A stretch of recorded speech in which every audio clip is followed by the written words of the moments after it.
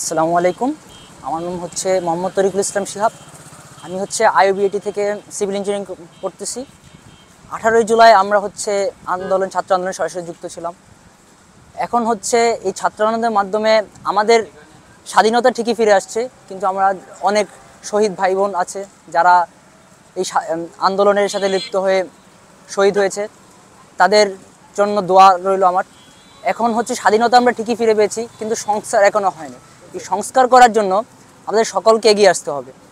সাধারণ জনগণ থেকে শুরু করে উচ্চপদস্থ কর্মকর্তা সবাইকেই মেনে নিতে হবে এবং হচ্ছে এই সংস্কারের জন্য নেমে আসতে হবে।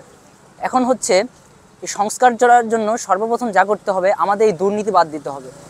আমাদের দেশে প্রায় দেখা যায় যে বিভিন্ন ধরনের দুর্নীতি, চাটুকতা এবং চাঁদাবাজি এরকম অনেক ধরনের অপকর্ম হয়ে থাকে, যার কারণে হচ্ছে সাধারণ মানুষ ঠিকমতো চলতে পারে না, দ্রব্যমূল্যে ঊর্ধ্বগতি দেখা যায়, বিভিন্ন সমস্যার সম্মুখীন হতে হয়।